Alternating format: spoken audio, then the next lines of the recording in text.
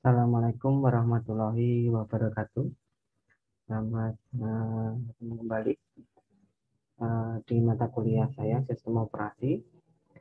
Pada minggu ini kita akan membahas mengenai main memory. Ini saya bagi menjadi dua part, yaitu part pertama nanti masih introduction-nya, terus kemudian part kedua nanti adalah bagian untuk perhitungannya. Jadi teman-teman harus memahami dulu apa itu yang namanya manajemen memori. Nanti akan saya jelaskan di sini. Oke. Bahan kajian kali ini ada banyak juga, tapi nanti saya persingkat saja. Ini saya bikin videonya kurang lebih durasinya 30 menitan, jadi biar nggak kelamaan juga dan teman-teman nggak bosen. Jadi saya persingkat, tapi isinya insya Allah jelas. Jadi pertama adalah latar belakang uh, main memory ini. Kedua mengenai address binding atau pengangkatan alamat data. Nah, ketiga nanti membahas mengenai logical sama physical address yang ada di memori. Kemudian ada dynamic loading sama dynamic linking. Ini saya skip saja, nggak usah saya bahas karena nggak terlalu penting juga yang bagian ini. Terus kemudian eh, pentingnya proses swapping. Dan terakhir adalah contiguous memory allocation. Apa itu contiguous memory allocation?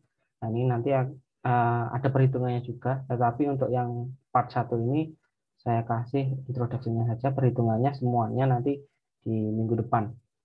Ada contiguous memory allocation, terus kemudian apa namanya swap dan macam-macam lah nanti.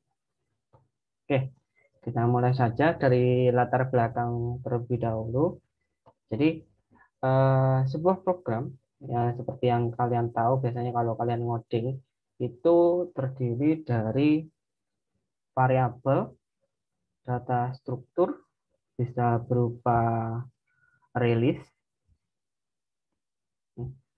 bisa berupa variabel, bisa berupa data struktur. Data struktur itu apa saja? Bisa berupa release, bisa berupa array, bisa berupa list, bisa berupa stack. Nah, ini metode yang digunakan pun atau function yang digunakan dari setiap data struktur ini berbeda-beda. Terus kemudian ada yang namanya function atau fungsi. Kalau di pemrograman kita nyebutnya dengan metode ataupun function tadi ya. Terus kemudian ada lagi yang namanya instruction atau instruksi. Ini saya contohkan. Di sini ada beberapa baris source code. Jadi mana sih yang disebut dengan variabel? Jadi yang variabel itu yang warna merah, ya. Yang warna merah ini disebut dengan variabel. Terus kemudian mana sih yang disebut dengan data struktur? Data struktur yang warna biru. Ini, yang warna biru. Di sini data struktur yang kita gunakan adalah array, ya. Tandanya ada apa namanya? Siku bracket yang siku. Terus kemudian ada yang namanya function. Function atau metode. Di sini kalau kalian lihat metodenya ada satu yaitu namanya main. Tipenya in, yaitu dia harus mengembalikan return, bukan void. Terus kemudian instruction. Instruction itu ada instruksi yang mana? Ini, yang warna hijau. Total sama dengan total plus CTR. Total sama dengan total plus CTR. Berarti nilai total yang sekarang sama dengan total plus CTR. Totalnya berapa nilainya pertama? Inisialisasi pertamanya total adalah, maaf sini saya hapus dulu. Ini salah. Oke. Di total itu diperoleh dari sini.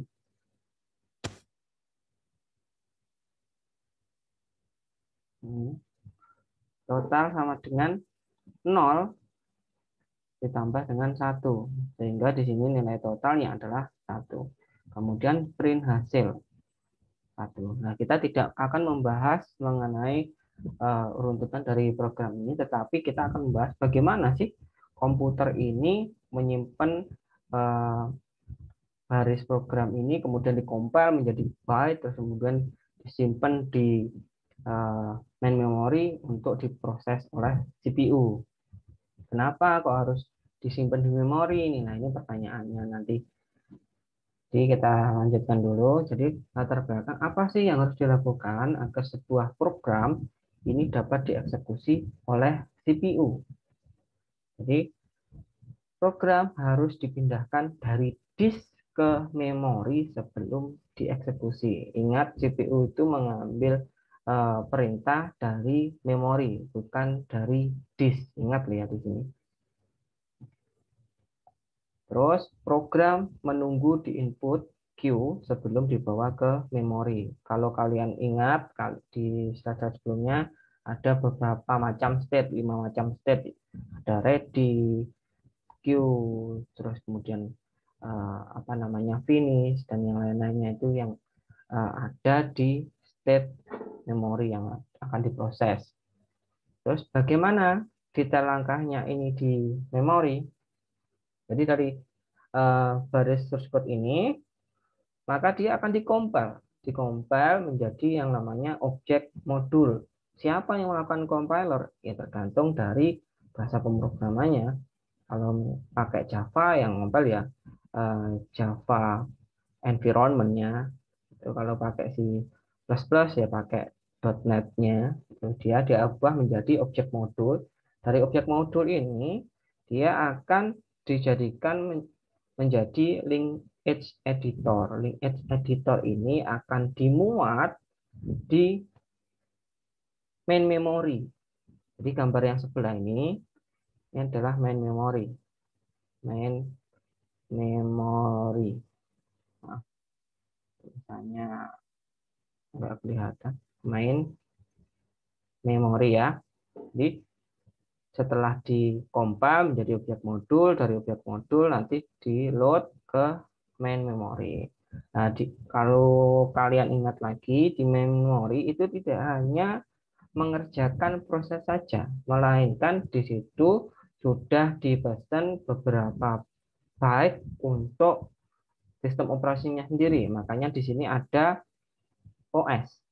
Nah, terus kemudian di sini ada proses dan ini adalah sisa dari memori yang tidak digunakan. Proses dialokasikan pada memory space tertentu. Contoh, kalau kita lihat dari gambar ini, maka prosesnya itu terjadi di antara address 1000 sampai 1100. Nah, Pak, address 0 sampai 1000 itu apa, Pak? Address 0 sampai 1000 itu sudah diinden sama sistem operasinya. Jadi nggak bisa diotak-atik. Makanya kalau kalian biasanya beli HP atau apa gitu ya, RAM-nya katakanlah 4 GB, tetapi kenyataannya itu nggak 4 GB, tetapi 3,8 sekian. Lah 200-nya kemana? Sudah dipesan oleh OS-nya gitu ya. Next. Ketika suatu proses mengambil atau mengganti nilai suatu variabel, pada dasarnya dia mengakses alamat memori tersebut. Jadi dia itu mengakses alamat yang ada di main memory ini.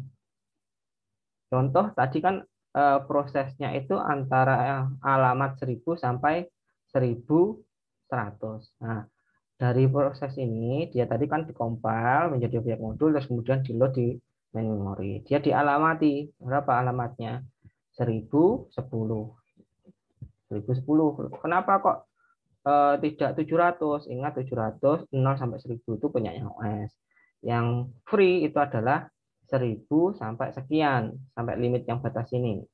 Tetapi kita kan cuma pakainya itu sekitar 10 byte. Makanya di sini 1000 tambah 10, makanya 1010. Gitu ya. Oke, pertanyaannya, mengapa program harus dibawa ke memori sebelum bisa dieksekusi oleh CPU? Nah, ini silakan teman-teman jawab di Google Form sebagai bukti untuk absensi. Nanti absensinya saya buka sekitar 10 menit. Silahkan dijawab pertanyaan tersebut dan screenshot perkuliahan yang kalian ikuti. Oke, next. Masalah yang terjadi, bagaimana OS ini mengalokasikan memori untuk beberapa proses. Jadi dalam satu CPU itu tidak hanya mengerjakan satu proses, tetapi bisa ribuan sampai jutaan proses. Nah, bagaimana sih si memori ini kok bisa menghandle semuanya? Ini bagaimana prosesnya? Kita akan pelajari. Jadi ada beberapa jenis alamat atau data instruksi pada sebuah proses. Bagaimana OS menentukan data instruksi pada sebuah proses? Bagaimana jika alokasi memori tidak mencukupi? Nah, ini semua pertanyaan yang berhubungan dengan manajemen memori. Jadi akan dibahas di sini semua. Jadi setiap proses ini akan memiliki yang namanya memory space atau istilahnya apa ya, ring dari memorinya. Mengapa? Karena untuk proteksi dari proses-proses lain. Jadi dalam satu proses itu dikasih indeks atau alamat sekian sampai sekian. Nah, ringnya ini harus kita berikan sesuai dengan kapasitasnya. Yang nggak terlalu banyak ya juga nggak terlalu sedikit. Nah, kenapa? Nah, ini gunanya untuk memberikan proteksi dari proses-proses lain. Kalau tidak kita berikan memory space, maka akan kemungkinan terjadi dalam satu proses memiliki address yang sama. Nah, itu kan nggak boleh. Nah, makanya diperlukan address yang berbeda-beda untuk setiap proses. Nah, ini kenapa harus diproteksi? Karena setiap proses harus dibatasi dengan alamat supaya tidak tumpang tindih. Representasi dari alamat sebuah proses ini ada yang namanya base dan ada yang namanya limit. Base itu adalah alamat awalnya, limit itu adalah panjang dari alamatnya. Contoh, di sini kita lihat di main memory, ada proses 1, ada proses 2, ada proses 3. Proses 1 itu address-nya antara 256.000 sampai 3000, maaf, 30.0040. Nah, makanya di sini proses 1 batas limitnya antara 256.000 sampai 30.0040. Proses 2 juga gitu, mulai dari 30.0040 sampai 42.09.40. Proses 3 juga gitu.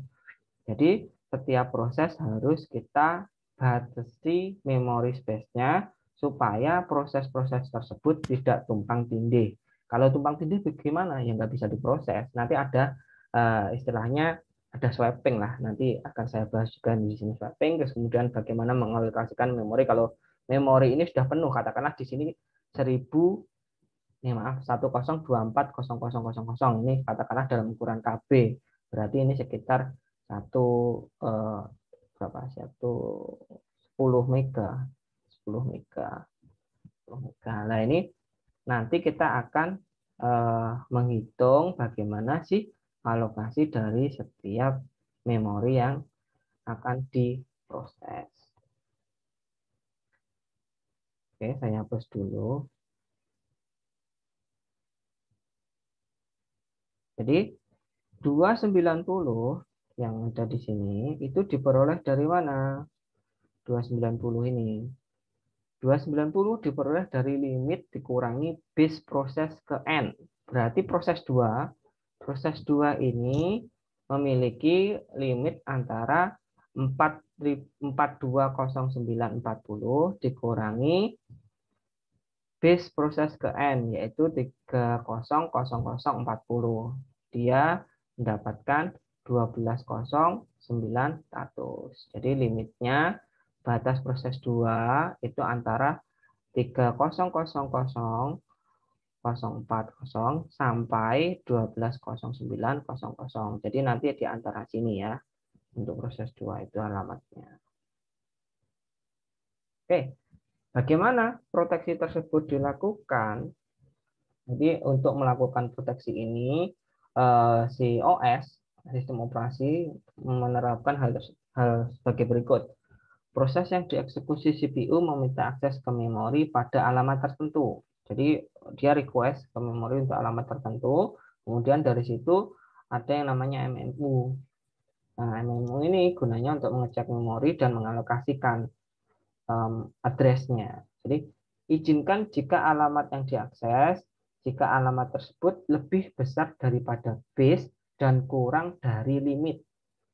Nah, ini tandanya lebih besar daripada base dan kurang dari limit ya.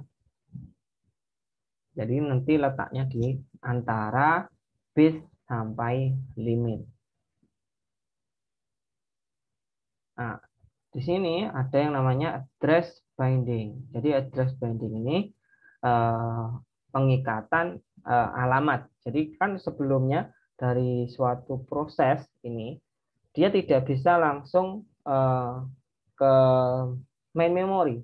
Jadi nanti ada yang namanya virtual memory. Nah, virtual memory itu gunanya untuk apa? Gunanya untuk menjembatani antara proses dengan main memory. Jadi dari sini sebagai contoh, di sini ada CPU dengan alamat logik, alamat aslinya, yaitu 346. Kemudian ada yang namanya MMU. MMU ini gunanya untuk mengalokasikan alamat dari logical address. Dan dia fungsinya adalah add. Add itu apa ya? Ditambahkan. Nah, ditambahkan. Jadi dari 14000 ini ditambah 346. Ini tambah ini menjadi 14346 dan dia dialokasikan di memori. Yang sebelah sini adalah main memory. Main memory. Di memori utamanya, yang sebelah sini proses ini adalah proses dari MMU. Yang sebelah sini ada nanti ada virtual memory. Resource code address memakai alamat simbolik di sini dicontohkan addressnya adalah 346. Kemudian pada code yang sudah dikompil tadi ada namanya compiling, terus kemudian jadikan objek tadi di depan tadi di slide yang saya paling depan, dikompil jadikan objek, terus kemudian dikasih alamat. Di sini katakanlah sama yang ini dikasih alamat 14000. Nah, hasilnya kemudian di add menjadi 14346. Nah, ini kemudian menjadi alamat dari proses tersebut. Address binding ini bisa dilakukan di 3 fase, yaitu fase kompilasi, compile time, atau fase load atau load time, kemudian fase eksekusi, execution time. Nah, ini bedanya antara logical sama physical address. Jadi CPU itu tidak bisa mengakses langsung physical address, tidak bisa mengakses langsung main memory. Tetapi dia harus masuk ke virtual memory dulu, kemudian di MMU tadi di add, baru disimpan address yang sudah di add tadi di physical address. Ingat ya, CPU tidak bisa mengakses langsung ke physical address, tetapi dia harus melewati virtual memory untuk ditambahkan MMU tadi. Jadi logical address adalah alamat virtual yang dibuat oleh CPU yang berfungsi sebagai referensi ke physical address, penunjuk, pointer lah istilahnya. Melalui logical address ini, sebuah software bisa menggunakan physical address. Nah, perlu digarisbawahi. Jadi nggak bisa nih CPU langsung mengakses physical address, tapi dia harus menggunakan apa namanya tadi virtual address. Jadi semua logical address itu disebut dengan address space. Sedangkan seluruh physical address yang ada di main memory disebut dengan physical address space. Nah, MMU-nya apa sih sebenarnya? MMU ini adalah Memory Management Unit. Jadi logical address perlu dipetakan ke physical address. Siapa yang memetakan? Ya MMU ini dengan caranya di add tadi ditambahkan.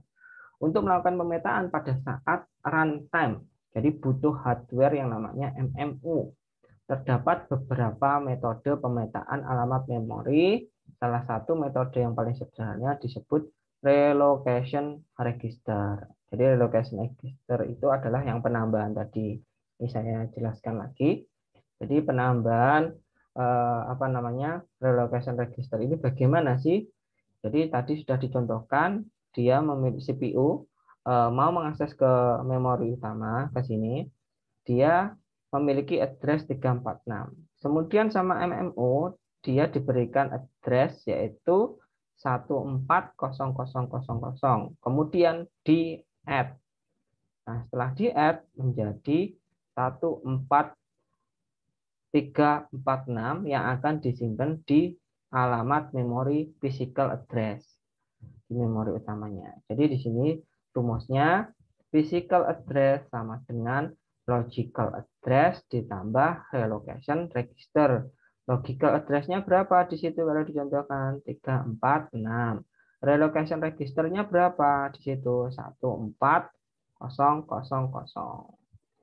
Contoh, sebuah program membuat pointer logical address ke 346. Ini penjelasannya. Butuh physical address agar poin tersebut dapat disimpan di memori.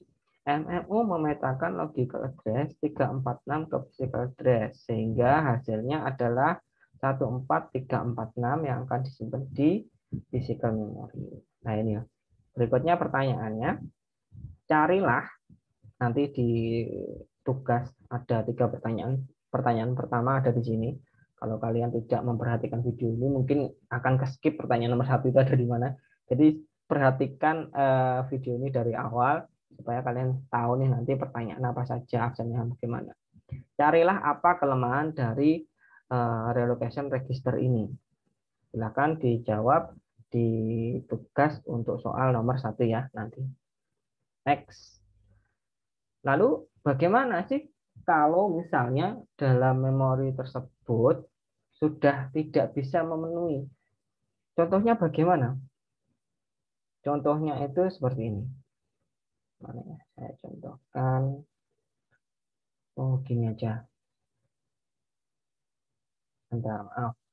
Jadi dalam tadi kan gini. OS terus gini free memory. Katakanlah 1024 yang dipakai OS sama dengan 256. Ini sisanya. Sisanya berapa? Sebentar, saya hitung dulu. 1024 dikurangi 256. Berarti ini 768. Nah, ini adalah 768. Berarti free-nya hanya 768.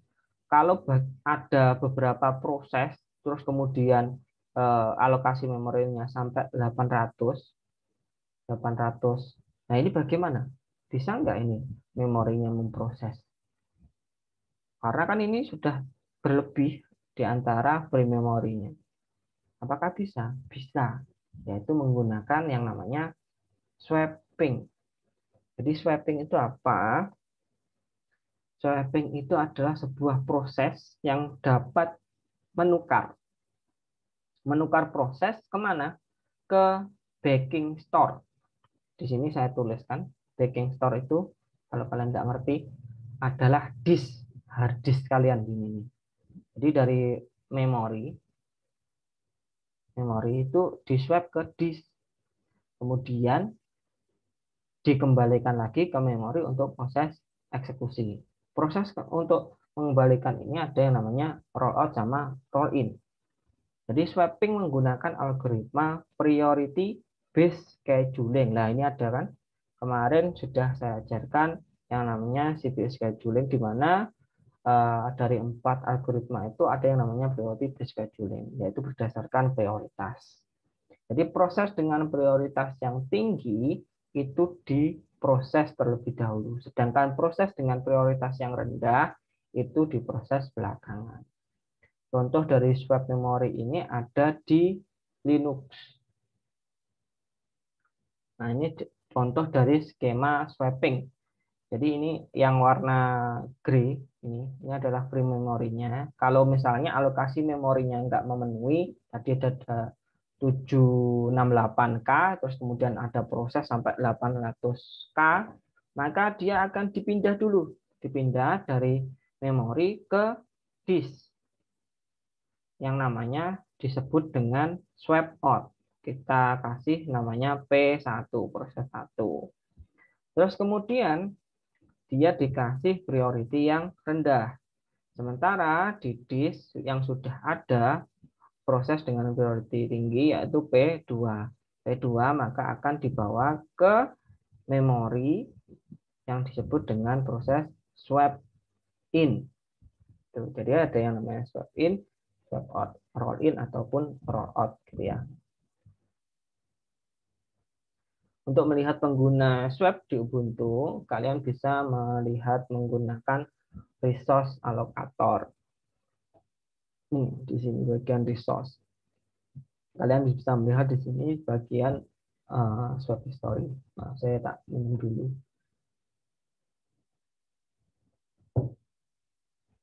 Oke, lanjutkan. Jadi kalau itu tadi dipindahkan, terus kemudian nanti bagaimana sih kalau misalnya nggak dipindahkan? Apakah ada cara lain? Ada yang disebut dengan memory allocation.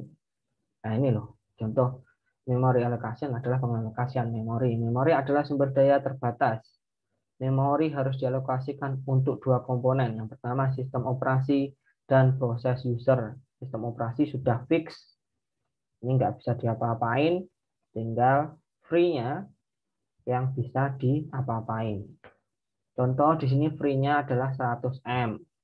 Kebutuhan memori proses 1 25 M, P2 20 M, P3 15 M, P4 40 M, P5 15 M. Kalau kalian total di sini jumlahnya adalah 115 M. Sementara free-nya hanya 100. Duh, piye ini? Gimana? Apakah bisa? Bisa. Nanti caranya ada yang disebut dengan contiguous memory allocation, kemudian yang B disebut dengan segmentation, yang C disebut dengan paging. Jadi alokasi memori nanti ada 3 macam algoritma yang saya ajarkan, yaitu contiguous, segmentation, sama paging. Oke, ini introduction untuk contiguous memory allocation itu seperti apa. Jadi contiguous memory allocation atau alokasi secara berurut. Jadi memori dibagi menjadi satu atau beberapa partisi, bisa single, bisa multiple. Makanya di sini ada single sama multiple. Satu partisi hanya dialokasikan untuk satu proses. Berdasarkan jumlah partisinya, metode ini dibagi menjadi 2 macam, single sama multiple. Single itu bagaimana? Ya, seperti namanya, single itu satu. Memori dibagi menjadi satu partisi atau satu bagian. Hanya ada satu proses yang dapat di-load ke memori sekali waktu. Tidak ada konsep concurrency atau parallelism. Concurrency itu proses yang secara bersamaan. Nah, masalahnya bagaimana caranya agar beberapa proses bisa di-load secara bersamaan? Kan nggak hanya satu proses toh tadi. Makanya yang lebih istilahnya lebih bagus itu disebut dengan multiple partition solusinya, memakai multiple partition. Nah, di multiple partition, memori dibagi menjadi beberapa bagian. Setiap partisi dialokasikan untuk suatu proses. Jumlah proses dapat berjalan secara concurrent. Kalau single tadi nggak bisa concurrent, nggak bisa bersamaan. Tetapi kalau multiple ini bisa bersamaan. Ada 2 cara pembagian partisi secara multiple partition ini. Yang pertama disebut fixed size partition atau partisinya sudah tetap. Kemudian yang kedua adalah variable size partition. whole-nya atau sisa apa ya whole sisa dari eh, partisinya ini bisa berubah-ubah. Ini gunanya fix sama variabel ini untuk apa sih? Nanti di perhitungan contiguous memory allocation ini ada. Jadi perlu diingat ya, mana bagian yang fix, mana bagian yang variabel. Pada fixed size, ukuran tiap partisi bersifat statis, tidak bisa dirubah. Pada memori terdapat hole. Hole itu kalau misalnya di memori sudah dipakai nih, kemudian dia kan dieksekusi, maka dia kan kosong. Nah, ini disebut dengan hole. Hole, di sini saya tuliskan, blok dari memori yang tidak terpakai atau bekas dari CPU yang sudah diproses, maka dia akan memorinya kan kosong nih. Nah, ukuran hole ini bisa statis. Nah, untuk algoritma dari contiguous allocation dengan fixed size ini ada 3 tahapan. Satu, jika proses datang akan dialokasikan ke memori pada hole yang cukup. Jadi dicari dulu hole yang cukup itu yang mana. Kemudian, sisa alokasi pada suatu hole tidak akan dapat dipakai oleh proses lain. Jadi proses di address yang sudah dieksekusi oleh CPU ini nggak bisa dipakai oleh proses yang lain. Jadi kan kosong gitu, bolong-bolong gitu. Kalau untuk yang fixed size nggak bisa. Terus kemudian jika proses selesai, alokasinya akan menjadi whole. Nah ini fixed size ini nggak maksimal. Makanya nanti ada yang namanya variable size. Yang ini, yang variable size partition. Nah untuk perhitungannya akan saya bahas minggu depan. Jadi untuk yang minggu ini masih introduction-nya saja, istilahnya untuk pengenalannya saja mengenai memory allocation itu seperti apa ya. Jadi nanti ada tugas, silahkan kalian baca. Jadi untuk pertemuan hari ini ada quote, jadi biar kalian tetap semangat. Mengeluh hanya akan membuat hidup kita semakin tertekan, sedangkan bersyukur akan senantiasa membuat kita pada jalan kemudahan. Jadi kalian kalau misalnya belajar capek terus kemudian stres, ya nggak apa-apa ya, namanya proses belajar ya seperti itu. Kalau nggak stres, kalian cuma happy-happy saja ya namanya nggak belajar. Jadi nikmatin saja prosesnya, insya Allah nanti kalian akan mendapatkan hasilnya. Proses tidak akan mengkhianati hasil gitu ya. Jadi tugasnya untuk nomor 1, silahkan lihat kembali di slide saya yang awal-awal tadi, ada satu soal di situ. Kemudian pertanyaan kedua, pada sistem operasi Linux terdapat yang namanya swap memory. Gunanya swap memory di Linux ini apa? Silahkan jelaskan menggunakan bahasa kalian sendiri. Terus kemudian nomor 3, apakah pada sistem operasi Windows memiliki swap memory atau semacam alokasi memori yang kinerjanya kurang lebih sama seperti swap memory ya. Silahkan kalian jelaskan.